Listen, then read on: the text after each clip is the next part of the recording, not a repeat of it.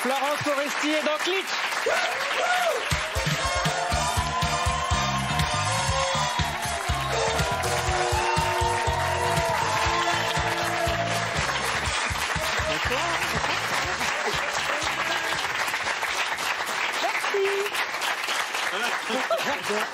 On peut remettre la musique pour Florence?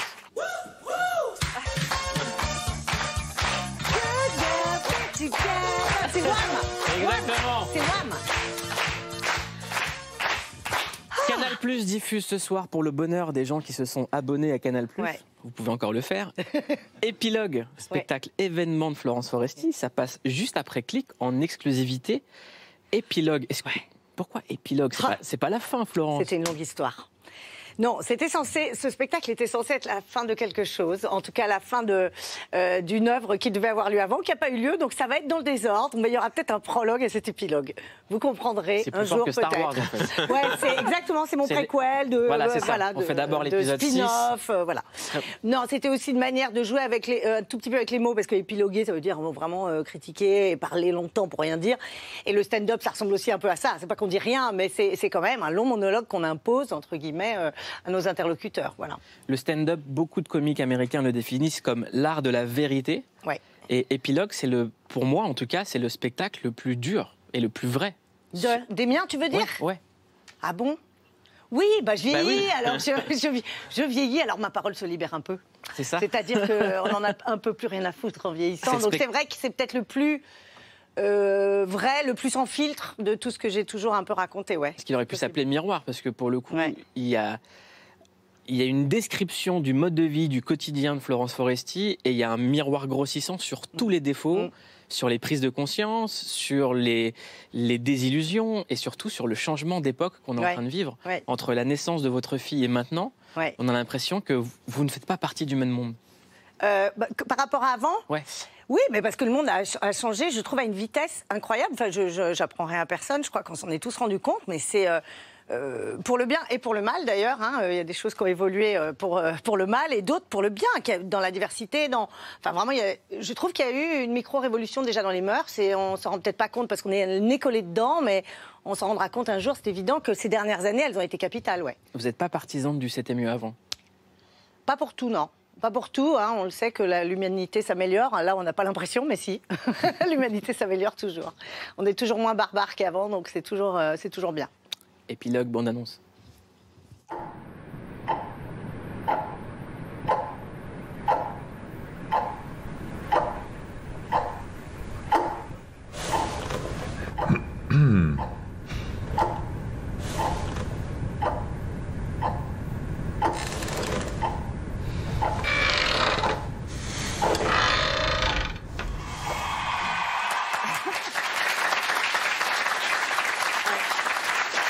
C'était une forme de réalité.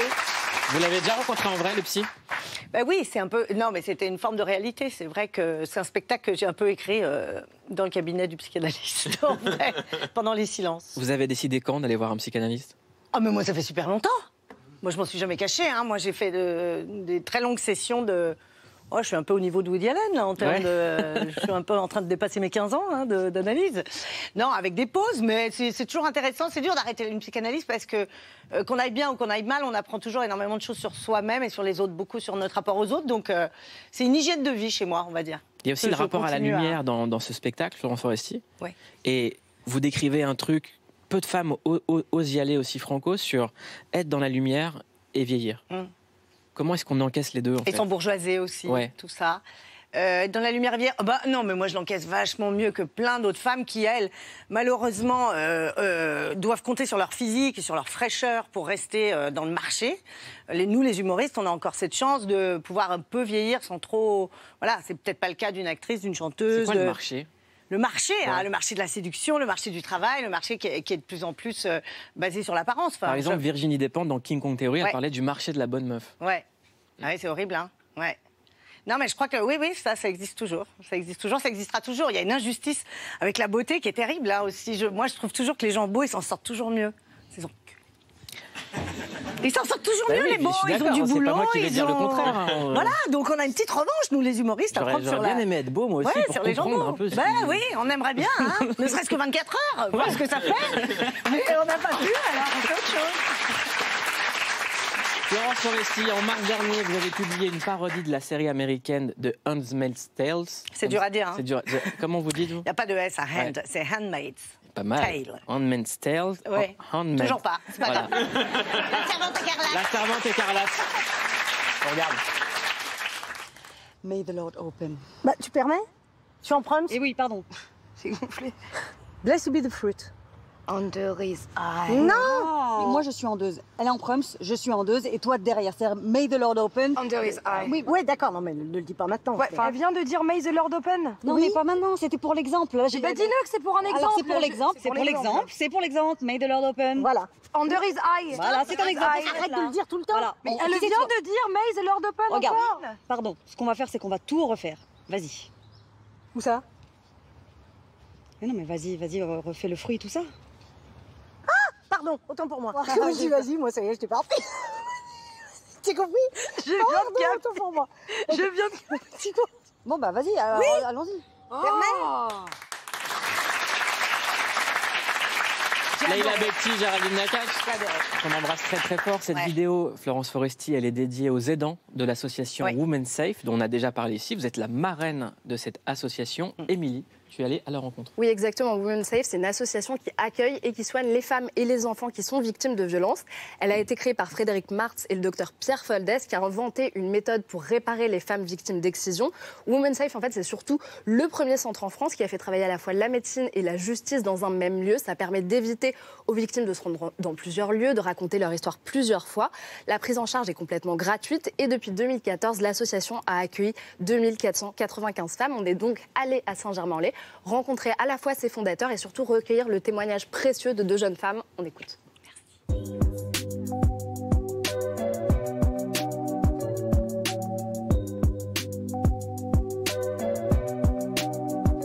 Alors moi je suis victime de violences psychologiques depuis maintenant 20 ans. Pendant 15 ans, je m'en suis pas aperçue en fait parce qu'on est sous cloche.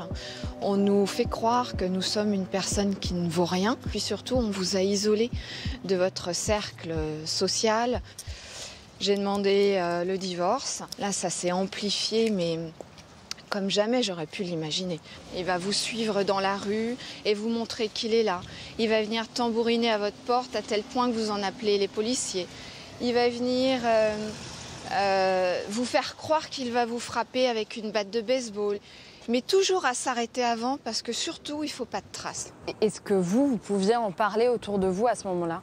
Une victime de violence n'est pas capable de tout de suite conceptualiser qu'elle est victime. Ça, c'est quelque chose qui arrive avec le temps parce que ce sont les autres, et notamment des intervenants extérieurs, qui vont vous dire « mais ça, c'est de la violence en fait, madame ».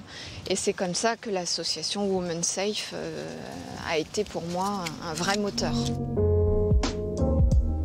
Quand une femme vient ici, qu'est-ce qu'elle peut trouver? Un suivi psychologique, médical, juridique? Elle peut voir un psychologue, elle peut voir un médecin, elle peut voir un juriste. On s'investit pour que chaque femme qui franchit la porte chez nous et qui repart vers un autre chemin, elle ait retrouvé une estime de soi, une reconnaissance des paroles qu'elle a voulu nous délivrer. Il y a de plus en plus de femmes qui viennent ici et Women Safe est débordée. Elles commencent à entendre parler de ce genre de dispositif et ce qu'elles entendent de la part de celles qui sont sorties d'ici est plutôt bon. Hein, c'est-à-dire que, a priori, ça marche, ce qu'on fait ici, et ça commence à se savoir.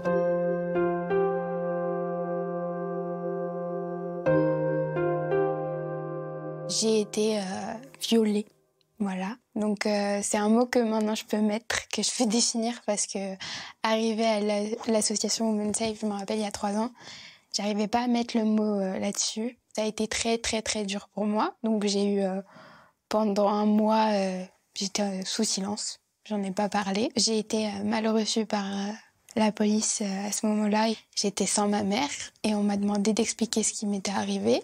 On m'a dit, mais vous étiez habillée comment? Vous aviez quoi? Vous aviez une jupe parce que vous l'avez regardée. J'avais l'impression de me sentir, pas la victime, mais la coupable. Donc forcément, après, je suis restée sous silence et j'en ai pas parlé pendant un mois, ni même à ma mère, à toute ma famille. Et arrivé au bout d'un mois, ils ont vu que j'ai complètement changé. Qu'est-ce qui était différent chez vous après? Des envies suicidaires, forcément. J'étais plus la IM joviale qu'on connaît à faire des blagues. J'étais absente complètement. Comment votre famille a réagi? Alors, j'ai eu la famille la plus compréhensive sur Terre. C'est-à-dire que on m'a aidée, on m'a emmenée jusqu'à Women's Safe et on m'a dit, voilà, t'es pas obligée de nous le dire à nous, mais va le dire à elle. Je me suis dit que fallait mieux en parler à quelqu'un de professionnel. Tout de suite, c'était un peu comme ma deuxième famille. J'avais besoin de ça pour avancer parce que c'est dur quand c'est votre propre famille d'en parler parce qu'on a peur que ça les impacte. Il y a tellement de filles qui vivent ce genre de choses. Je me dis qu'en en parlant et qu'en allant dans l'association Women's Safe, il n'y a que comme ça qu'elles se reconstruiront parce que tant qu'elles resteront dans le silence, c'est comme ça qu'elles seront toujours meurtries. Pour moi, c'est important de se battre. Je pense que je veux être plus fort que les coups ou la violence qui m'a mise. Donc c'est pour ça que je me dis, faut continuer. C'est des prises de parole qui sont extrêmement courageuses. Pourquoi vous avez décidé, vous, de vous engager aux côtés de cette association?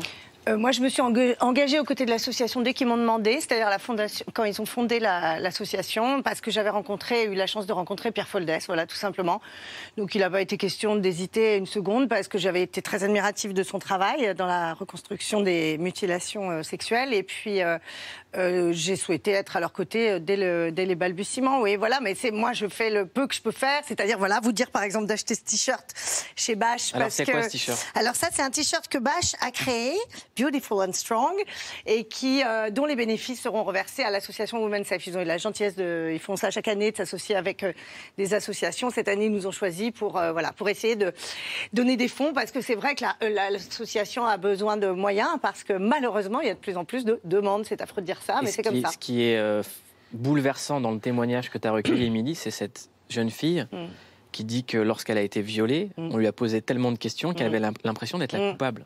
Oui, c'est étonnant d'entendre encore ça d'ailleurs, de nos jours, parce qu'on pensait que ça commençait à aller mieux de ce côté-là, qu'on arrêtait cette histoire de vous étiez en jupe, vous l'avez cherché.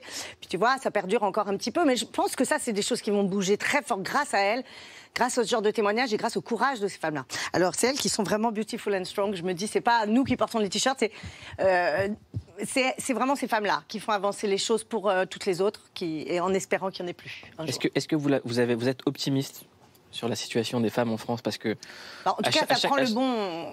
bien sûr, on a le sentiment qu'en ce moment, évidemment, médiatiquement, on en parle énormément, mais ça passe toujours par là, les révolutions de mœurs, et ça peut sembler être très médiatisé, on peut en avoir marre, etc. Mais en vrai, c'est des choses qui vont changer et qui sont en train, on le sent, de changer. Il y a 4-5 ans, on n'en était pas là. Donc, il y a peut-être une multitude de témoignages en ce moment qui vont faire en sorte que ça n'arrivera plus. Ce genre de réflexion, ça ne se fera plus dans les commissariats ou ailleurs. T'es habillé comment? Ça sera totalement fini, ça, bientôt. Donc non, je pense qu'on avance, moi, du bon côté. Évidemment qu'il y a plus de plaignantes, on recueille plus de paroles, mais c'est parce que les femmes parlent plus, c'est tout. Il y a de tout temps, il y a eu ces violences. Aujourd'hui, on ne veut plus les accepter.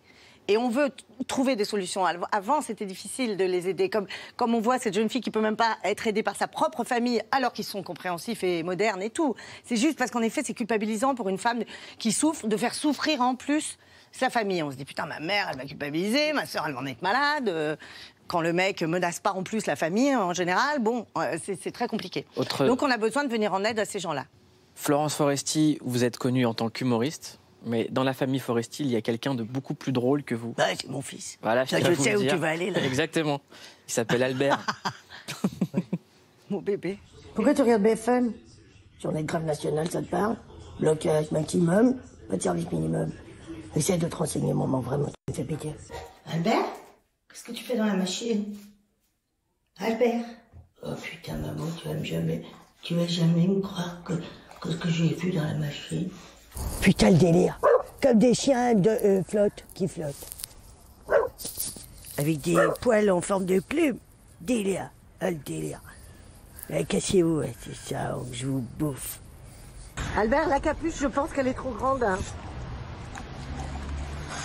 Albert, je pense que la capuche...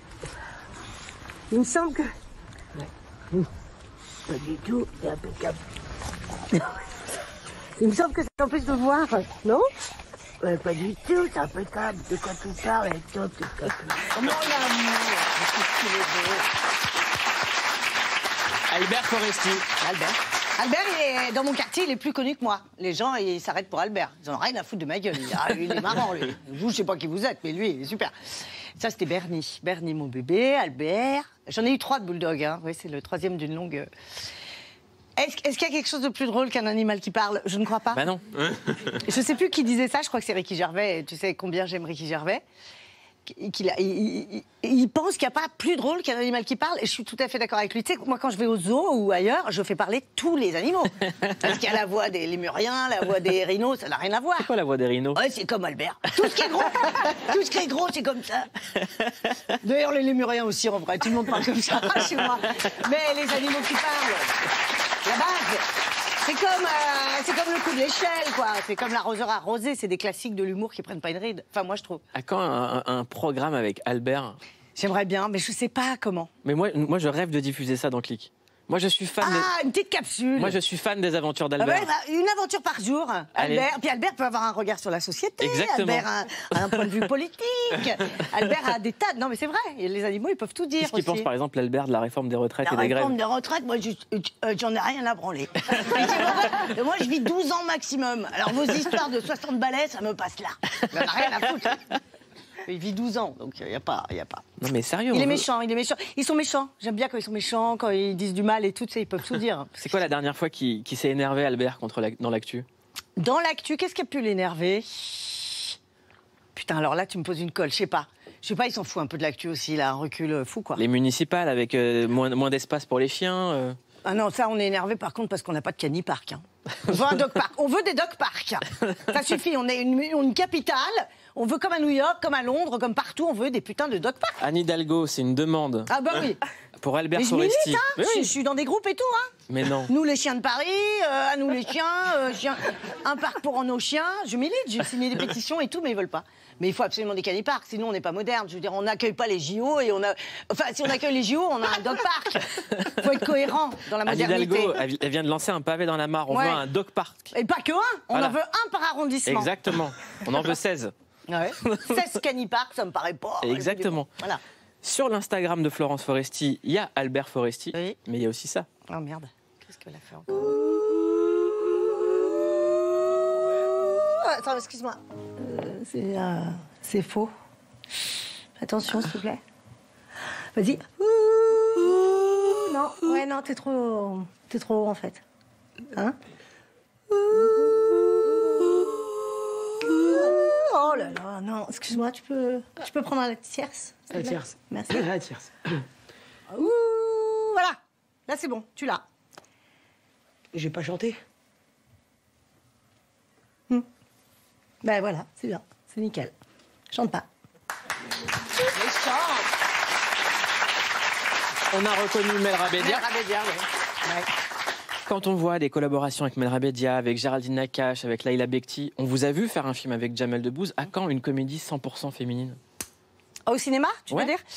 Parce qu'on a l'impression qu'il y a un gang qui est en train de naître autour de Florence Foresti. Non, pas autour de moi, pas forcément. Les femmes d'aujourd'hui, elles sont marrantes. Là, je viens de tourner un truc avec Jonathan Cohen, pour votre chaîne aussi. Canal+. Avec 12 comédiennes extraordinaires. Non, elles vont faire mal. Hein. Il y a une apparition de Florence Foresti dans une série diffusée sur Canal+, les abonnés. Ah, la Platane. Ça s'appelle Platane. On regarde? Oui, si tu veux. Oh, putain, il y a plein de trucs. Tu te mets pile devant ma fille. Oh, je te parle. Tu te mets devant ma fille, là. C'est pas le spectacle de ta mère, d'accord? Ah si, donc... justement.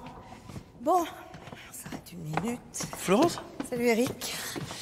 Léonie, ma chérie, viens voir, s'il te plaît. C'était bien, Coralie. Merci, je sais. C'est pas compliqué. Je sais que c'est difficile avec ma fille. C'est vrai qu'elle veut tout jouer. Tu m'étonnes. Parce qu'elle peut tout jouer en même temps. Je suis pas sûr, donc il faut que tu prennes un créneau, là, quand il se présente, tu vois. C'est aussi à toi de t'imposer, hein. Bon, allez, vous allez prendre le goûter en loge et puis on se retrouve dans quoi? Un quart d'heure? Ok. C'était super, Coralie. Merci, Mamounette. Chérie, t'étais super, toi aussi. J'ai eu des frissons. Super bien joué. Il n'a pas été tendre, hein. T'as vu?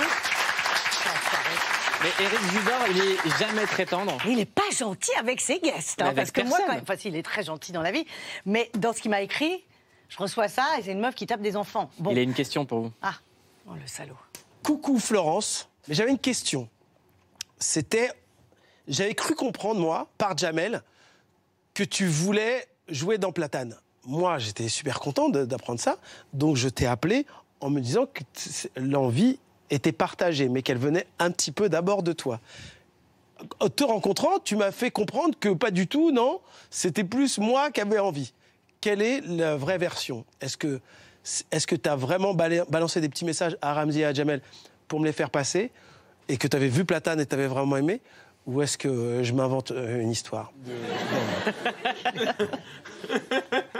C'est Éric Judor. Hein, Éric Judor.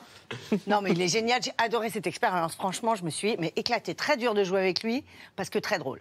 Donc très très dur de garder son calme, hein, quand même. La série, c'est quelque chose qui vous tente ou pas? Ah oui, j'adore ce format. C'est un format que j'adore. Moi, j'étais fan de séries dans les années 90. Et je m'en suis toujours parmise. Parce que j'ai un petit cadeau pour vous. Ah bon? Du meilleur personnage de série de tous les temps. Merde. Je sais, Andy Millman? Sometimes in life, the gods smile upon you, my friends. Did you get someone to take that Canadian quarter? I got another meeting with Riley. Whole new audience, and I bet I can get him to try that line again. Who is Riley? George was scarfing shrimp at this meeting, and this guy says, "Hey, George, the ocean called. They're running out of shrimp."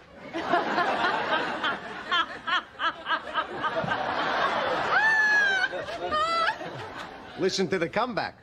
Oh, yeah? Well, the jerk store called. They're running out of you. But you gotta be kidding me. Georges Costanza de la série Seinfeld. Ouais, dingue. Donc si vous devriez faire une série, ça serait quoi? Un mélange de Seinfeld, de Curb Your Enthusiasm? Certainement, et puis un peu de Sex and the City, parce que je suis une fille quand même. Et on oublie que c'était vachement bien, Sex and the City. On pense que ça a pris un coup de vieux, mais c'est canon. C'est vrai, hein? C'était génial, voilà. Vous l'écrivez ou pas? Ça serait... faudrait que je m'y mette. Mais je vais quand même continuer un peu à jouer, et puis préparer les Césars, et après j'y réfléchirai. Ce soir, nos abonnés d'Amour à Canal+ pourront voir un spectacle qui s'appelle Épilogue. Ouais. C'est un événement à la télévision, c'est la première fois qu'il passe, c'est juste pour nos abonnés. Ouais. On regarde un petit extrait? Ouais. Allez. Si, je suis trop vieille. Quand je cherche ma date de naissance sur Internet, je fais beaucoup trop de tours sur les rouleaux. Je veux dire, je suis pas idiote. Mais ça n'en finit pas, putain! Je suis au bout, là! Et pourtant, putain, je le sais que je suis vieille. Alors, le premier, je peux vous dire, je prends de l'élan. Et ben même avec l'élan, vous savez où j'arrive? Tikako, kakikakakako. 1998. Il y a des gens qui sont nés en 98? Mais qui crèvent! On peut pas être né en 98, on était sur les Champs-Élysées.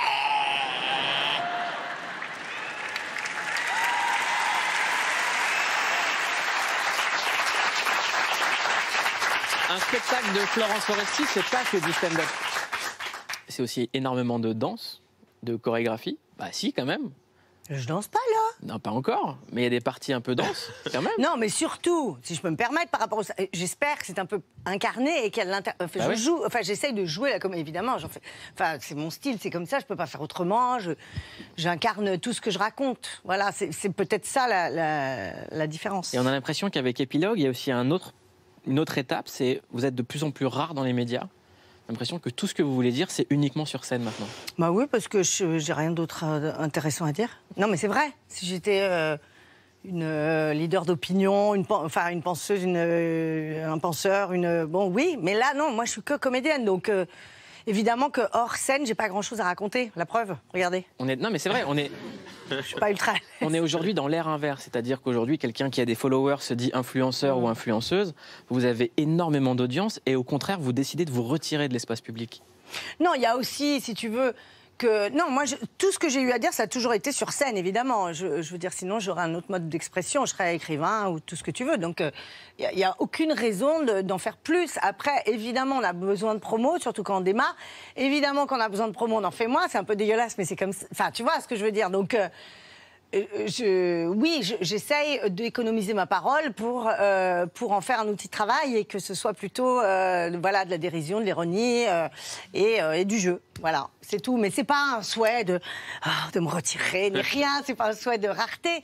C'est que voilà, je pense que j'ai pas grand-chose d'autre à raconter que ce que et je dis beaucoup sur scène. En revanche, c'est vrai que je mouille la chemise dans le sens où je me mets en danger, dans le sens où je dis vraiment le fond de ma pensée, hein, souvent. Souvent, ça correspond à une vraie pensée. On est très content que vous soyez dans Click, en tout cas. Moi aussi. On a un petit cadeau pour vous remercier. Ouais. On sait que la musique, c'est votre passion absolue. Petit cadeau pour Florence Foresti.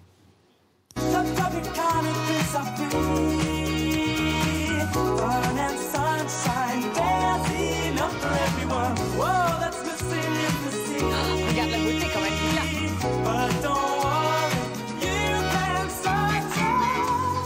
La beauté du clip, le ralenti. Clap Tropicana. Je l'adore. Pas contente. Il vous manque George Michael? Bah oui, il me manque. Non mais sans déconner. Bah oui. Hein, franchement, fais chier quoi, regarde. Je suis pas contente qu'ils soient. Vous voulez vous faire plaisir? Mais ça me fait super plaisir. J'adore Wham et ça ne prend pas une ride. Non. on va parler des Césars dans un instant. Oui. Vous êtes en train de les préparer? Oui. J'imagine que c'est beaucoup de Regardez travail. là, Ouais, je bosse. Non, c'est pas que c'est beaucoup de travail, c'est que... Enfin, si, c'est beaucoup de travail. Si, en vrai, si. Ouais, voilà. Donc, faut que j'y aille. On n'aura aucune info. Hein? On n'aura aucune info. Ben non, vous n'aurez aucune info, parce que sinon, ça casse la surprise. Et en plus, tu sais, rien n'est sûr, jamais. Parce que tu veux travailler avec un tel, puis il veut pas, ou il peut pas. On ne connaît pas les nommés avant fin janvier, donc c'est difficile de prévoir déjà. Il y a toujours des surprises qui font que c'est un travail jusqu'à la veille, quoi, jusqu'au dernier moment. Donc non, je peux rien dire parce que je suis sûre de rien. On va rien dire sur les Césars, mais on peut parler de cinéma. Oui. Il y a un film qui vous a mis une claque cette année? Il y en a plein, mais il y a Les Misérables que j'ai eu la chance de voir, que j'ai adoré, vraiment. Mais moi, tu sais, je suis pas une grande cinéphile, hein, je vais pas beaucoup au cinéma. Donc, par exemple, j'ai pas vu Joker. Ouh, elle est nulle, elle a pas vu Joker. Oui, mais elle a vu Les Misérables. Ouais, elle a vu Les Misérables, donc voilà. Non, là, ça me vient pas comme ça, mais ouais, ça a été une très belle année cinéma, on en a conscience. C'est pour ça qu'on est très content de remettre le couvert cette année, parce qu'on sait que le palmarès va être beau, qu'il y a beaucoup de films qui ont trouvé un écho dans le public aussi. C'est pas toujours le cas. Parfois, tu as des chefs-d'œuvre que le public ne voit pas forcément, et là, il y a une espèce de cohésion. C'est-à-dire que les gens sont allés voir Parasite, les gens sont allés voir Misérables, sont allés voir des grands films hors normes. Il y a eu beaucoup de grands films, beaux films au nom de la Terre. Au nom de la Terre. Enfin, c'est pas parce que je les cite que c'est ceux-là en particulier, mais il y a eu des succès publics qui sont alignés avec aussi avec une qualité et ça fait une très belle offre cette année. En tout cas, on embrasse Ladji, le réalisateur des Misérables. On pense à lui très très fort. Florence, 28 février prochain, 45e cérémonie des Césars. La MC s'appelle Florence Foresti. MCF, 2F2O. Exactement. On la regarde en action. On m'a demandé d'accélérer le tempo de la soirée. Donc pourquoi? Bah oui, mais je suis trop loin maintenant, attends. Baby, you're a firework. Come on, let us show this world. C'est un peu notre Leonardo DiCaprio ce soir, Vincent Lindon. Oh non, c'est ça, tu sais, toujours nominé, jamais césarisé. Oh, on y croit ce soir, Vince. Putain, on y croit, tu vas la voir, c'est la bonne. C'est la bonne, je le sens, c'est la bonne. En même temps, t'as de la chance, t'as vu aux États-Unis pour avoir un Oscar, il faut se rouler dans la neige, se battre avec un ours, dormir dans un cheval mort. En France, tu te laisses pousser la moustache, t'as tes chances. Excusez-moi. Ah, Hidalgo, foutez-moi une place de stationnement en bas de chez moi, j'en peux plus de ces autolibes. Oh, les deux roues, qu'est-ce qu'on a à foutre, arrêtez. Oh, Garel, oh, je suis tombée. Oh, Louis, je suis tombée, excusez-moi. Oh Michael Douglas, c'est... Sinon dire que c'est un homme à femme, hein, quand même. C'est un homme à femme, c'est vrai, au cinéma, les femmes vous désirent. Elles vous désirent, et puis au final, elles ont toujours un peu envie de vous buter, c'est étrange. Elles ont toutes envie de... Non, mais c'est toutes. Regarde Sharon Stone, Glenn Close, l'autre qui me ressemble, Demi Moore. On dirait que les femmes, à votre contact, on dirait que les femmes deviennent violentes. Pardon. Excusez-moi, j'ai envie de vous étrangler quand je vous regarde. Et de vous faire l'amour en même temps. C'est très étrange, je suis désolée. J'ai pas revu, hein. Je voulais pas le revoir, mais bon. Hashtag MeToo. Hein, là, oui, j'ai harcelé ce pauvre Louis Garrel. Il peut m'attaquer, là, en justice. Je saute dessus, comme ça. Hashtag MeToo. Oh, ouais, bon. Cette année, je pourrais pas harceler de garçons, je pense. Mais si. Non, mais oui, c'est un très bon souvenir parce qu'on s'est beaucoup amusé, on s'est éclaté. J'ai adoré faire ça. Parce que j'adore les spectacles éphémères, j'adore la variété, j'adore que le cinéma s'en mêle. Donc c'était vraiment c'est un super terrain de jeu. Donc au César, on aura le retour des personnages? Peut-être. Ah mais je ne sais pas. Des magnétos? Mais peut-être pas, on ne sait pas. On ne sait pas du tout. Bon, il n'y aura pas le retour du dauphin gonflable, je pense. Ouais. Et il ne manquera à personne. Hein, surtout pas à Mathias Chenard. Je pense que ça ne veut pas le faire. On dit souvent que le public des Césars, c'est ce qu'il y a de plus dur pour un humoriste. Est-ce parce que... Non, j'ai joué à Monaco aussi. Les Monégasques, c'est le plus dur public. Oui, c'est pas un public facile, mais enfin, on le sait depuis toutes ces années. Et puis, tu sais, on en a tout le temps des publics difficiles. Tu sais, quand t'as un public qui arrive, qui a traversé les grèves et tout pour venir te voir, qui est saoulé... qui est fatigué, qui se lève le lendemain et tout, c'est un public dur aussi. C'est toujours un public dur, le public. C'est pour ça qu'on remercie notre public d'être là. Parce que franchement... Non, c'est toujours dur. C'est toujours dur, et puis moi, je pars pas de ce postulat, parce que sinon, j'y vais pas, quoi. Sinon, j'ai trop peur, donc j'essaie de partir un peu positive en me disant, ils sont comme tout le monde, c'est pas parce que c'est...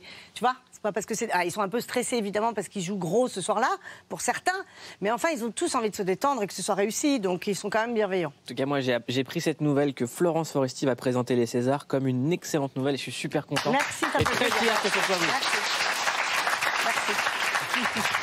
On se refait un dernier moment des Césars ensemble. Ah ouais, si tu veux. La parodie de Bloqué avec Vanessa Paradis. Vanessa, la beauté.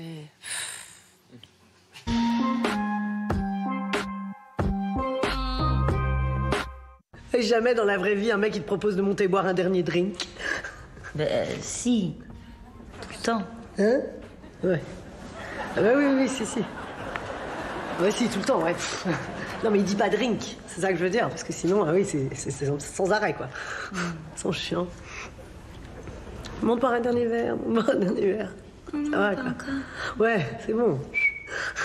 Laisse-moi partir, quoi.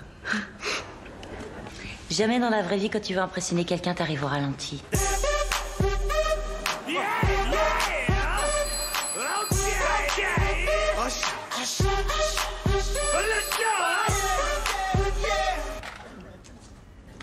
Ça marche pas, qu'est-ce que tu fais? Pourquoi t'as lancé les lunettes? Jamais dans la vraie vie tu peux dire à un taxi, suivez cette voiture.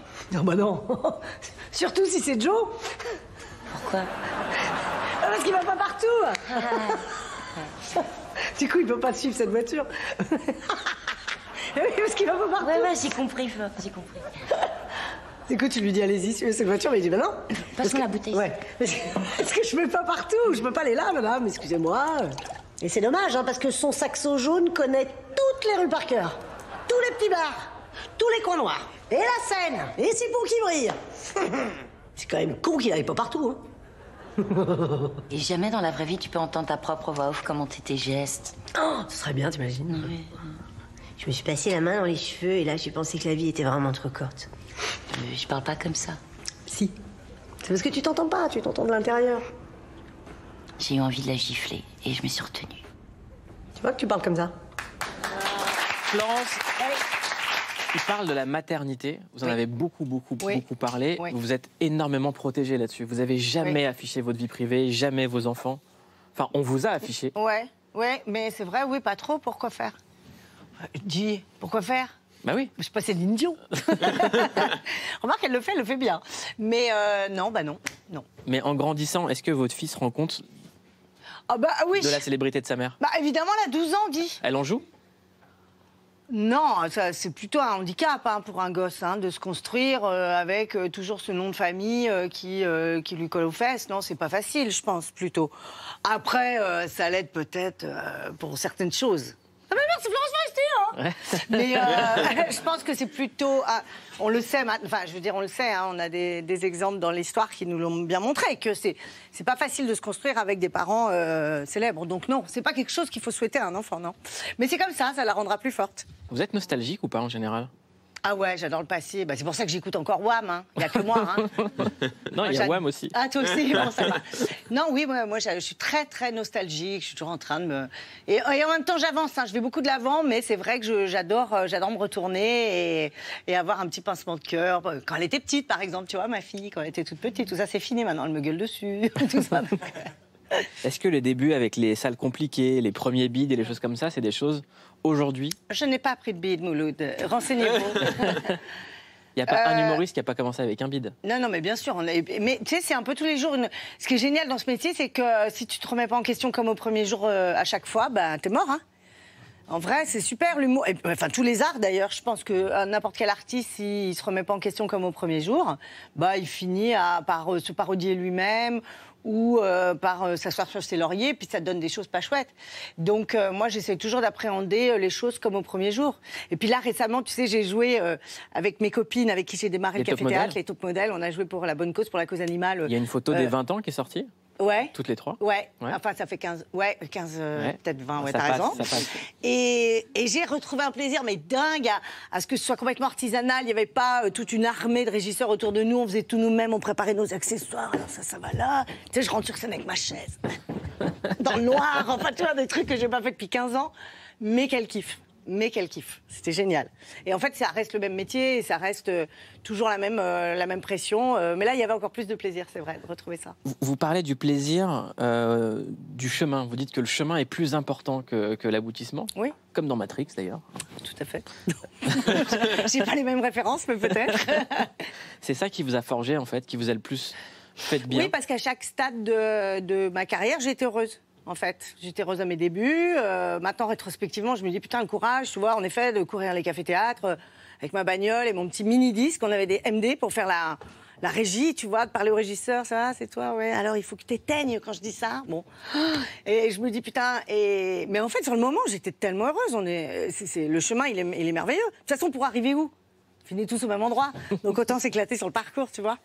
Donc, j'ai toujours adoré tout ce que j'ai fait. Avec ce qui a pu sembler difficile, les sacrifices et tout, ça fait partie de ce métier, quoi. Et il y a un Français sur deux qui dit vouloir changer de vie, changer de parcours. Ouais, je comprends. Vous, ça vous est arrivé, vous étiez à la base graphiste, et vous êtes dit, je vais monter sur les planches. Oui, mais je voulais pas, tu sais qu'à une époque, je voulais arrêter le théâtre pour retourner chez EDF. Je bossais chez EDF. Rigolez pas. Ouais, tout à fait, je connaissais tout sur les centrales nucléaires. Et justement, on a un petit quiz. Et je te jure que à une époque, je me suis même demandé s'il fallait pas plutôt arrêter le théâtre. Donc c'était vraiment un loisir, moi, au départ. Hein. J'ai pas changé de vie comme ça, comme certaines personnes qui sont obligées de faire un choix. Moi, j'ai eu le luxe de pouvoir travailler en amateur longtemps, réfléchir, faire les deux en parallèle longtemps et ensuite choisir ma voie, ouais. Aujourd'hui, il n'y a jamais eu autant d'humoristes, jamais eu autant de stand-up, tout le monde se lance. Comment est-ce que vous la voyez venir, la nouvelle génération? Moi, je trouve ça positif parce qu'il y aura toujours... Je pense qu'il y a toujours le meilleur qui ressort et le public finit toujours par choisir ses idoles. Et en général, ils choisissent bien. Enfin, je veux dire, il faut être en phase avec son époque, il faut avoir du talent, et aussi être curieux, être humble. Et ces gens-là, de toute façon, finissent toujours par éclore. Donc, qu'il y ait beaucoup de gens, bah, c'est super pour tout le monde. Je pense que d'abord, s'il y a du public pour tout le monde, pourquoi s'en priver? Et en plus, je pense que les gens qui ont vraiment quelque chose à dire, qui ont un talent fou, ils finissent toujours par émerger. Enfin, j'ai cette croyance un peu naïve que tu finis toujours par émerger, ouais. Vous êtes conscience de votre place dans l'humour en France ou pas? Parce qu'à chaque fois, quand on parle aux jeunes humoristes, même aux femmes, elles disent toutes... Fadili Camara, par exemple, qui était là il y a un an, elle disait Florence Foresti, c'est la reine. Il n'y a même plus de débat, en fait. Ouais, ça vous fait peur? Ça crée une angoisse de se dire... Qu'est-ce que tu veux répondre à ça? Non, mais c'est horrible, quoi. Hein, mais vous l'auriez pensé possible un jour? Ah bah moi j'ai tout fait pour, hein. Je lâche la meilleure. Mais parce que quand tu fais quelque chose, tu veux être fier de toi. Enfin, tu veux être la meilleure ou le meilleur, non? Je sais pas. Il me semble qu'on le fait tous pour être au top de ce qu'on fait et puis essayer de s'améliorer tout le temps. Donc non, je l'ai jamais rêvé, mais j'ai toujours. On fait jamais les choses pour être moyen. Je n'ai pas dit oh allez si je suis une humoriste moyenne, ça serait pas mal. Non. Ah bah non. Et toi non plus? Non, c'est vous la meilleure. Bon. Dans